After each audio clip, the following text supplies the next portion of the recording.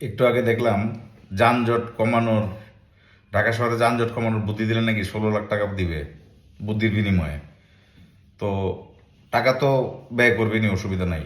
তো সরকারি তহবিল ব্যয় করতে সমস্যা নাই, কিন্তু ঘটনা হচ্ছে ঢাকা শহরের জাম দূর করতে আপনার ওই রকেট সায়েন্স নাই আর কি। আপাতত যেহেতু আমাদের জায়গা স্বল্পতা, এখানে হইতেছে আমাদের প্রতিটা এলাকায় এখন মার্কেট এবং কমার্শিয়াল বিল্ডিং, মানে হচ্ছে যেসব বিল্ডিংয়ে অফিস হয়, রেস্টুরেন্ট হয় এবং শপিং মল, এটা ভরা।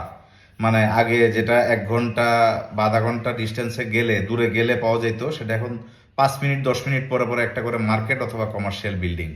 আর প্রতিটা বিল্ডিংয়ের নিচেই গাড়ি রাখার সিস্টেম আছে, যানবাহন রাখার সিস্টেম আছে।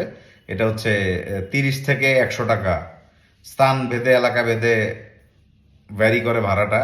এটা দিলে আপনাকে 1 থেকে 3 ঘন্টা পর্যন্ত গাড়িটা রাখতে দেয়, এবং এটা প্রতিটা এলাকায় এখন আছে। যারা ব্যক্তিগত যানবাহন ব্যবহার করে তারা যদি এই পার্কিংগুলি খালি একটু ব্যবহার করে, আর যারা তাদের গাড়ি চালান যে ব্যক্তিরা, তারা যদি বলেন যে আমি পার্কিংয়ে গিয়ে রাখি, নিজেরাই বলেন, তাহলে আর একটা সুবিধা হয় আর কি।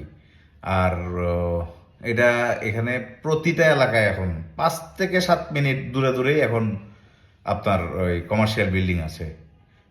আর রাস্তার মধ্যে মেইন সড়কে 1 থেকে 3 মিনিট এর বেশি যদি গাড়ি যাতে না রাখে, মানে কেউ নামাবে অথবা পিক করবে, এখানে 1 থেকে 3 মিনিটের বেশি সময় লাগার কথা না। মানে গাড়ি আধা ঘন্টা আগের থেকে সারার জন্য বসে আছে, নিচে এসে সার নামবেন, তারপরে গাড়িতে উঠবেন, ওই প্রিপারেশনটা বাদ দিলে আর কি। মানে সার নিচে নেমে যদি বলে যে গাড়িটা আসুক, তাহলে সুবিধা বেশি হয়ে যাবে আর কি, সমস্যা আরও কমে যাবে, যদি উনি অসুস্থ বা বার্ধক্যজনিত কোনো কারণ না থাকে। এখানে এত ইয়ার কিছু নাই। আর এই বাসগুলি যদি খালি ওদের নির্দিষ্ট স্থানে থামে, আর মহাসড়কের মধ্যে কোনো গাড়ি 1 থেকে 3 মিনিট এর মধ্যে, মানে আমাদের সড়ক আর কি, মহাসড়ক বলতে তো আবার হাইওয়ে বোঝায়। হাইওয়ে না, আমাদের যে এলাকা ভিত্তিক যে মেইন রোডগুলি আছে, প্রতিটা এলাকারই তো একটা মেইন রোড থাকে। ওই মেইন রোডগুলিতে যাতে গাড়ি অনার্থক যে কোনো ধরনের যানবাহন যাতে রাস্তায় না দাঁড় করায় রাখে, তাহলেই যানজট অনেকটা কমে আসবে। এনে মানে রকেট সায়েন্স অ্যাপ্লাই করার মতো আপাতত অপশন নাই আর কি।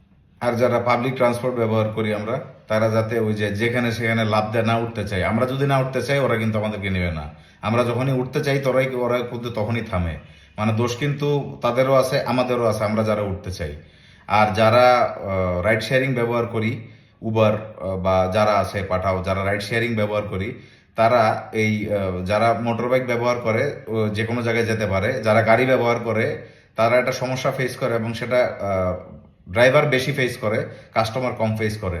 এটা হচ্ছে আপনি যখন কোথাও যাবেন, আপনার নিয়ার বাই যদি কোনো লোকেশন থাকে, আপনি সুস্থ থাকেন, আপনি যদি অসুস্থ বা বার্ধক্যজনিত কোনো কারণ না থাকে, সেক্ষেত্রে আপনি ইচ্ছা করলে কিন্তু ওই জায়গাটায় মানে আপনার আশেপাশে যদি কোনো স্কুল, কমিউনিটি সেন্টার, বিল্ডিং বা কোনো মার্কেট, কোনো ফেমাস দোকান থাকে, ওই দোকানটার সামনে যদি আপনি আপনার পিক পয়েন্ট দেন, পিক পয়েন্ট মানে পিক আপ পয়েন্ট মানে হচ্ছে আপনি যেখান থেকে আপনি উঠবেন সেই লোকেশনটা দেন, তাহলে উবারের ড্রাইভারের জন্য সুবিধা হবে, আপনার জন্য সুবিধা হবে, ওই হ্যাসেলটা হবে না। এটা আমার ব্যক্তিগত অভিজ্ঞতা শেয়ার করলাম। আমি উবার ইউজ করি 7.5 বছর একটা না। তো আমি যে প্রবলেমগুলি ওদের ড্রাইভারের সাথে কথা বলে যা পাইছি, আমি তা শেয়ার করলাম। একটু যদি কোনো মানে পিক পয়েন্ট থাকে সাথে, যে কোনো ধরনের একটা পিক আপ পয়েন্ট, ধরুন একটা ফেমাস মুদির দোকান আছে আপনি পেলেন, বা ফেমাস একটা রেস্টুরেন্ট আছে, বা একটা সুপার শপ আছে আপনার বাসার থেকে অথবা 1 মিনিট দূরে, আমি ওইটার কথা বলছি আর কি। মানে এমন না যে আপনি 1 মাইল হেঁটে যান, আমি সেটা বলছি না। এই কিছু জিনিস আমাদের একটু ঠিক করলে অনেকটুক ঠিক হয়ে যাবে। ধন্যবাদ।